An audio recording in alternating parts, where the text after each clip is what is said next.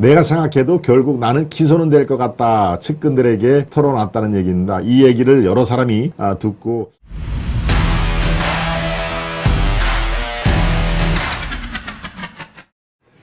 어디서 이상한 소리가 들린다. 이재명이 얘기를 한 상황인데요. 어디서 이상한 소리가 들린다. 글쎄요. 연말 12월 31일 또 1월 1일 날 각종 신년회 또 이 민주당의 최고위원회 이재명이 참석을 했습니다. 그런데 31일 날 민주당의 최고위원회에서 회의 마치기 직전에 이재명 대표가 마이크를 딱 달라고 하더니 마이크를 잡았습니다. 그래서 오른손으로 탁자를 툭툭 치며 이렇게 오른손으로 바로 탁자를 이렇게 툭툭 치면서 잠깐만요. 어디서 이상한 소리가 자꾸 들리는데요. 라고 운을 뗐다는 얘기죠. 그러니까 이제 일종의 뭡니까? 쇼잉을 하는 겁니다. 회의장의 일순간에 이렇게 이재명 대표가 왜 저러지? 라고서 정적이 흘렀을 거 아닙니까? 그럴 때 이재명이 짧게 뜸을 들이고 가만히 이렇게 뜸을 들여야 이제 집중을 할 거 아닙니까? 뜸을 들인 다음에 이렇게 얘기를 했습니다. 김남국 의원이 돈 봉투 받는 소리 같은데? 라고 얘기를 한 것이죠. 김남국 의원이 돈 봉투 받는 소리 같은데? 그러니까 이제 저 이재명 대표가 이렇게 뭡니까 농담을 해서 좌중을 웃기려고 하는 거니까 라고 좌중에서 폭소가 터져 나왔고 이렇게 되자 이재명은 한술 더 떠서 또 이렇게 얘기를 합니다. 우리 김성환 의원이 김남국 의원한테 돈 봉투 전달한 소리가 아닌가 라고 폭소를 유도를 한 것이죠. 그러니까 옆에 있던 김남국은 웃으면서 돈 봉투 부스럭거린 소리네요 라고 얘기를 맞장구를 친 겁니다. 이렇게 이제 조롱을 한 것이죠. 이재명과 김남국 또 누굽니까? 김성환 저 노원구에 이렇게 지역구를 잇는 김성환 요 서너 사람이 바로 이 조롱을 했는데 조롱의 타깃이 바로 한동훈 장관인 것입니다. 바로 국회 본회의 지금 이 일이 있고 나서 이틀 전에 한동훈 장관이 국회 본회의에서 노웅래 민주당 의원에게 체포 동의안 표결 5분 전에 돈봉투 부스럭거리는 소리까지 다 녹음이 돼 있는 파일을 검찰이 갖고 있다라는 얘기를 한 거 바로 이 시간에 말씀을 드렸는데 바로 이것을 조롱삼아 얘기를 하는 것입니다. 조롱삼아.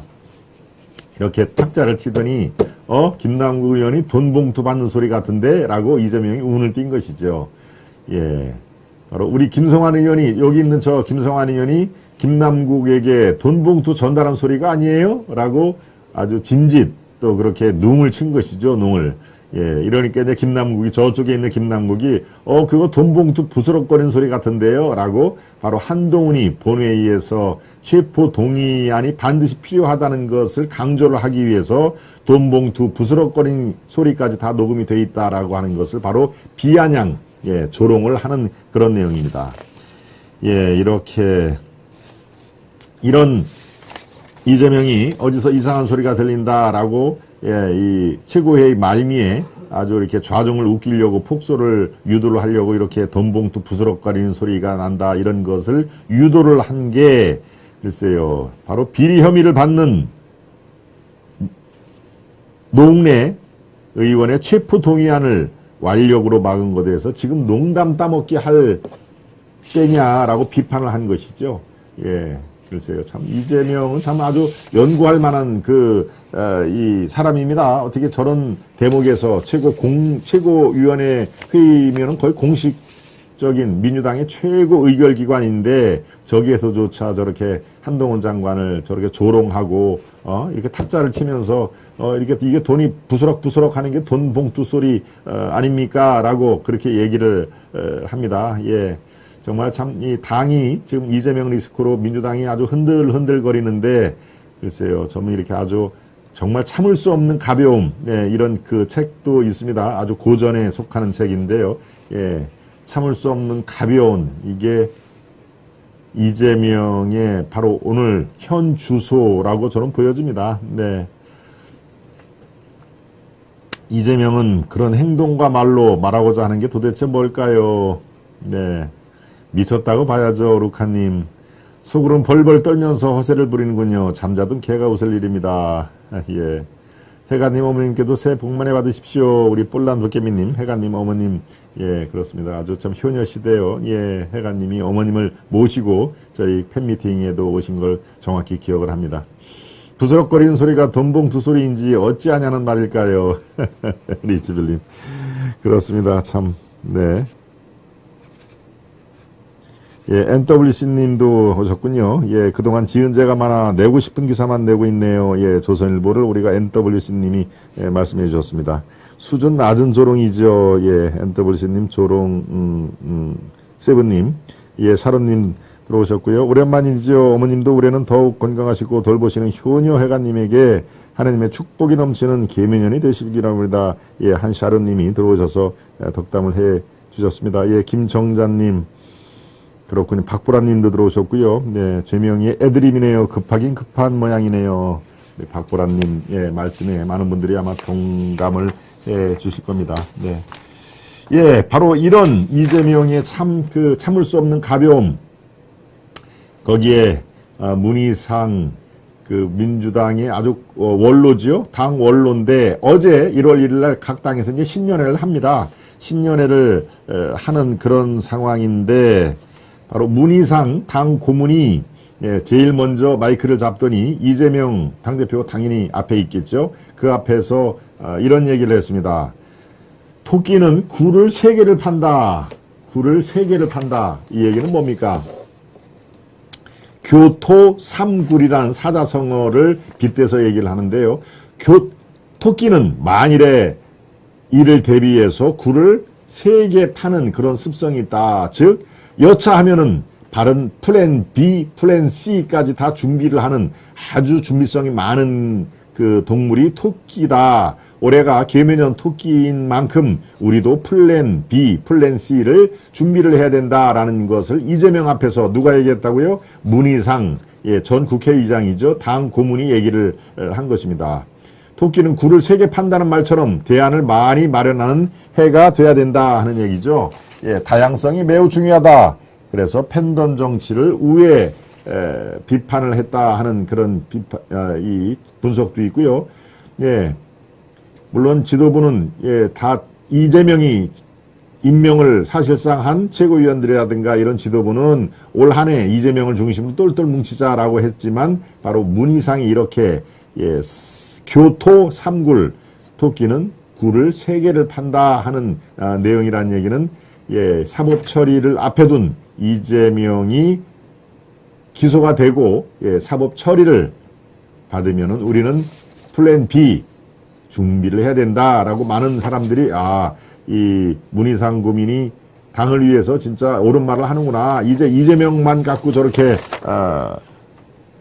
잡고 바짓가랑이를 잡고 있으면은 민주당이 크게 어려울 수가 있다. 그러니까 토끼가 마치 굴을 3개를 파듯이 민주당은 대안을 항상 만들어야 된다 하는 얘기입니다. 이재명이 그 앞에서 그 얘기를 듣고 기분이 좋았을까요? 어떨까요? 예. 기분이 좋을 리가 당연히 없죠. 예, 그 자리에서는 오직 이재명, 우리가 살 길은 오직 이재명을 사수하는 길이다. 이재명을 중심으로 올해도 똘똘 뭉치자라고 하는 게 이재명으로서는 최고의 덕담 아니겠습니까? 그런데 문희상 고문이 이제는 두 번째 플랜 B, 플랜 C까지 준비를 해야 된다라고 하면은 이재명이 아차 하는 순간 민주당은 골로 갈 수 있으니 민주당이 사는 방안을 마련해야 된다.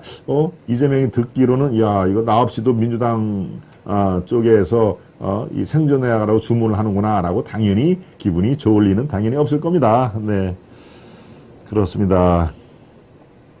예, SF 크리스타님 성당 다녀오면서 늦으셨군요. 아이고 늦기는요. 예, 지금이라도 오신 게 얼마나 좋습니까?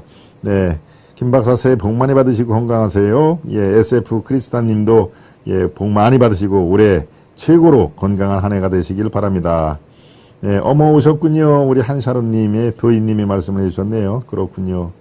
스페는더 새해 복 많이 받으세요. 루카님, 눈속엔 별땅님, 아시아투데이 새해도 멋진 한 해 되시기를 바랍니다. 하는 얘기입니다. 네, 예, 이재명의 진짜 고민은 뭘까 하는 내용도 들어있습니다. 예, 이 당 안팎으로, 그러니까 자기하고 이렇게 사적으로 얘기를 나눈 친한 사람들한테는 결국 내가 기소는 될 것 같다라는 것을 몇 사람이 들었다는 얘기입니다.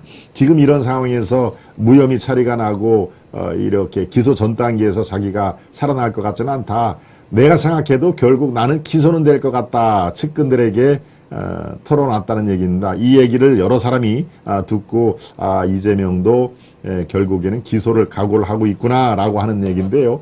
더 중요한 것은 이재명의 진짜 고민은 기소가 돼서 사법 처리로 나는 이제 정치 생명에서 끝난다라는 생각을 안 하고 이재명은 아직도 사법 처리는 피할 수 있다라고 기소는 이미 재판에 넘겨진 것이죠. 재판의 치열한 공방, 법리 다툼을 통해서 나는 살아남을 가능성이 있다. 예, 뭡니까? 경기도지사의 그 선거법 위반도 대법원에서 뒤집히지 않았습니까? 권순일 같은 대법관을 몇 사람은 이렇게 구워 삶았는지, 예, 그거는 뭐 나중에 밝혀진 일입니다만 대법관에서도 그게 뒤집혀서 결국은 대선도 출마하지 않았습니까? 예, 그건 뭐 명백한 사실은 1심과 2심에서는 완벽한 범죄로 본 것이죠.